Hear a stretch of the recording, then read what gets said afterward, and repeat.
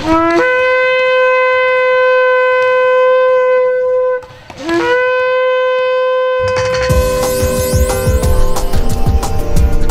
fais, et nous disons merci en tout cœur.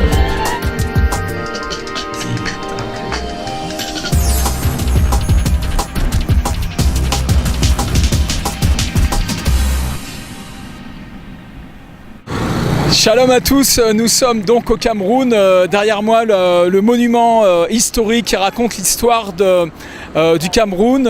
Bonjour Pasteur Florence.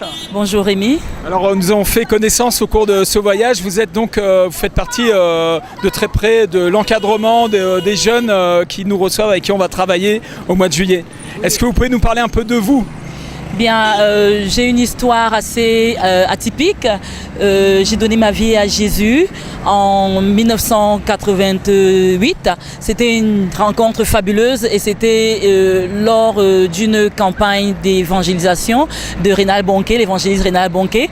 J'ai été touchée par l'amour du Seigneur et là, je me suis engagée pour le Seigneur. Et à partir de là, on m'a introduite à une église dans laquelle j'ai grandi au sein de la chorale. Et très vite, en 1997, le Seigneur a mis un fardeau énorme dans mon cœur pour la jeunesse camerounaise et pour la jeunesse africaine francophone en plus. Amen, amen. Alors comment percevez-vous cette opportunité de travailler avec Action mondiale évangélisation et ce projet qu'on a ensemble au mois de juillet?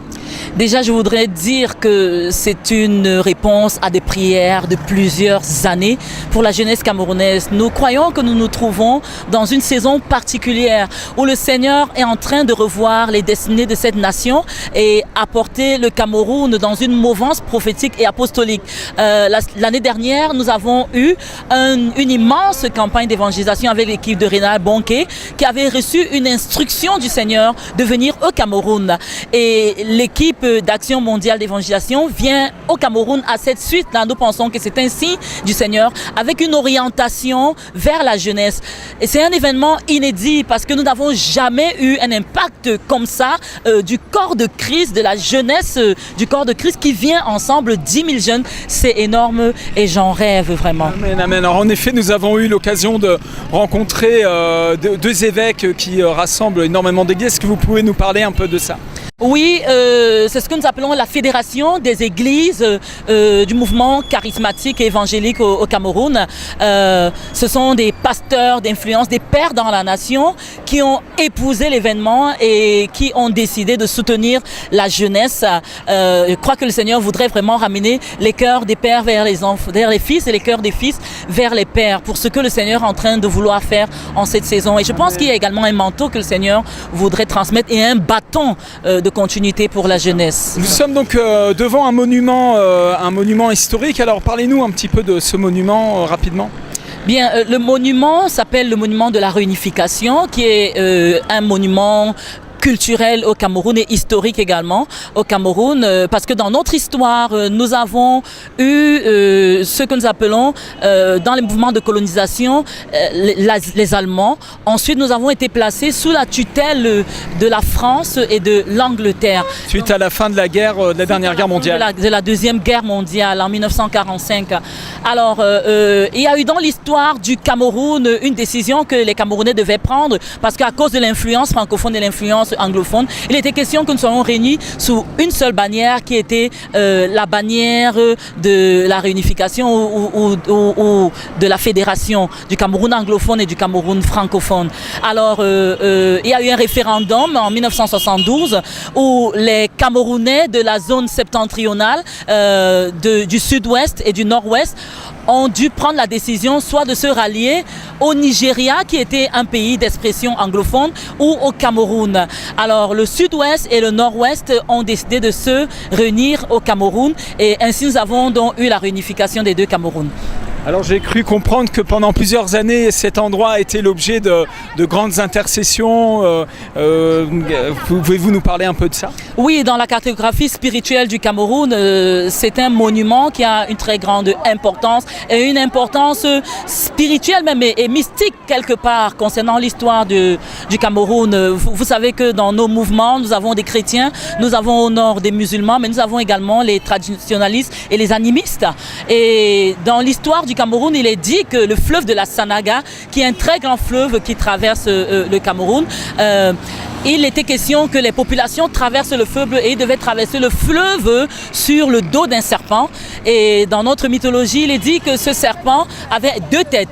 Et ces 2 têtes, c'était des têtes de femmes qui symbolisent d'une part la reine des eaux et d'une part la reine du ciel. Et ce sont les 2 mouvances spirituelles ou mystiques qui sont très souvent relevés dans l'histoire du Cameroun. Et le Seigneur nous a dit en 2001 de prier pendant 7 ans. Et 7 ans, c'est le chiffre de Dieu. Pendant 7 ans, dans ce lieu qui était abandonné. Et vraiment, il y a eu des incantations qui ont été faites là. Et chaque année, le Seigneur nous révélait des histoires mystiques. Et nous avons bâti un hôtel au Seigneur. Les jeunes dormaient dans le sous-sol qui était lugubre vraiment. Et j'admire le courage de ces jeunes. Et c'était vraiment une action apostolique et prophétique par rapport même à la mouvance et la nouvelle saison dans laquelle le Seigneur nous amène. L'un des signes, des très grands signes, c'est que après ce passage-là de la jeunesse qui faisait les JMJC, là, les journées mondiales de la jeunesse pour Christ, où les jeunes priaient pour la nation et où ils ont dormi, là où ils ont bâti un hôtel au Seigneur. Après ce moment, le ministère de la Culture a rénové le site et c'est devenu un joyau touristique au Cameroun que nous sommes fiers de visiter. D'accord. Alors nous avons choisi de prendre cette vidéo ici simplement parce que nous avons dans le cœur le Cameroun tout entier et particulièrement la jeunesse et nous prions pour que le Cameroun puisse vraiment vivre cette grande promesse qui a été prophétisée de très nombreuses fois, cette promesse d'un grand réveil, d'une explosion de la gloire de Dieu sur toute la nation. Alors soyez partenaires avec nous, priez avec nous, nous vous invitons à nous rejoindre au mois de juillet pour cette grande conférence. Mon rêve, c'est de remplir un avion tout entier de chrétiens embrasés de toute la francophonie. On vous invite de la Belgique, de la Suisse, de partout, même des pays anglophones. Vous parlez le français, mais rejoignez-nous à cette grande conférence qui aura lieu. Donc, vous vous souvenez des dates ? Exactement.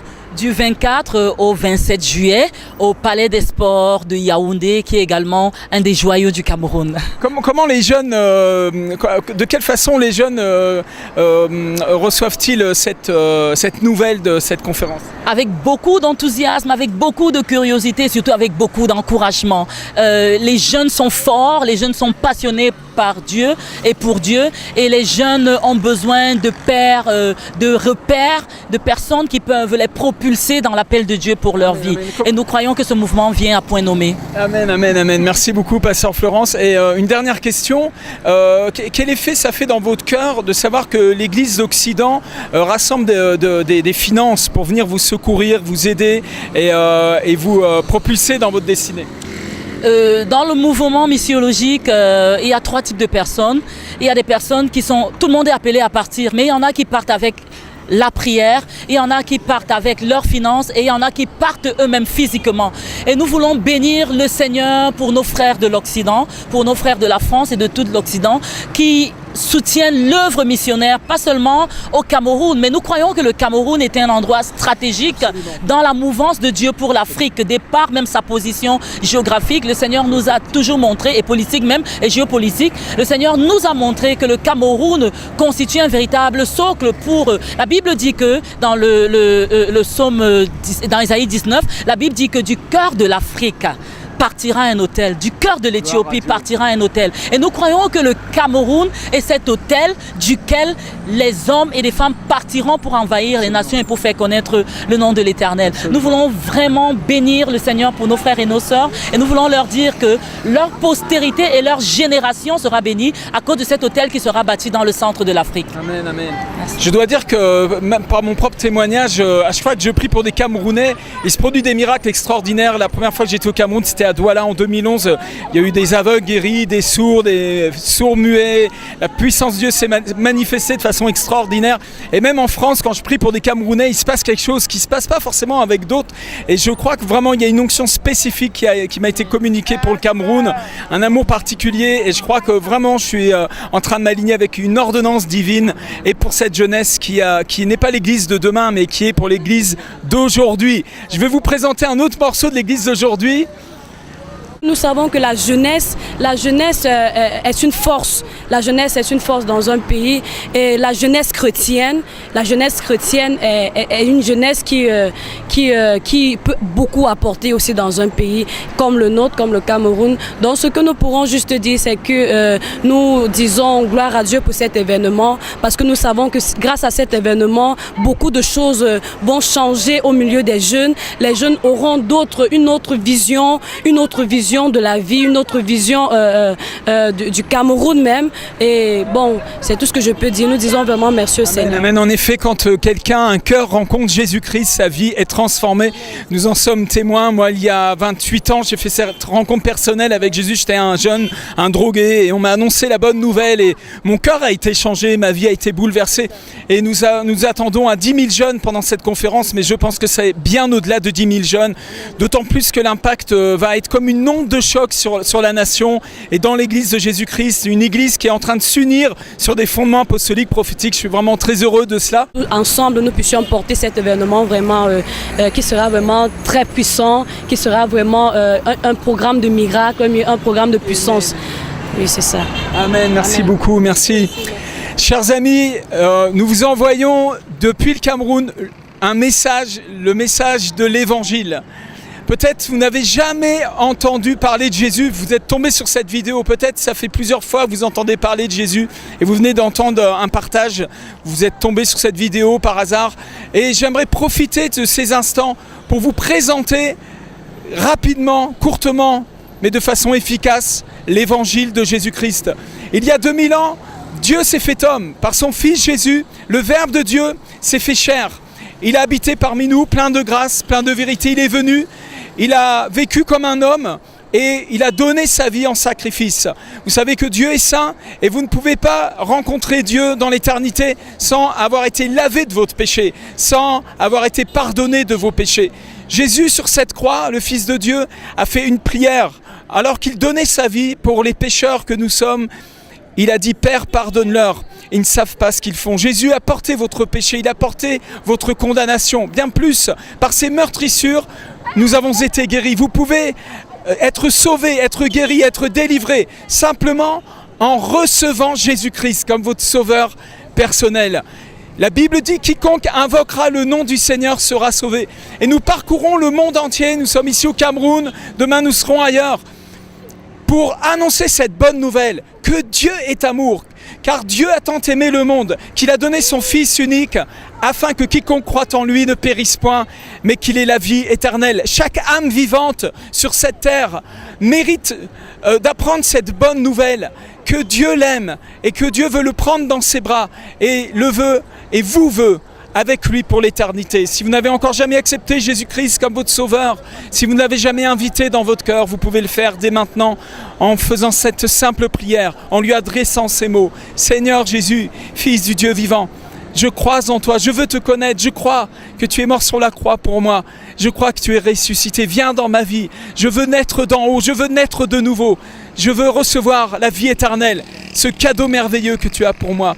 Si vous êtes en train de faire cette prière avec moi, vous êtes en train de naître de nouveau, alors envoyez-moi un email, écrivez-moi, dites-moi je viens de recevoir Jésus, je veux être chrétien avec vous, envoyez-moi, écrivez-moi, je veux prier pour vous, que le Seigneur vous bénisse.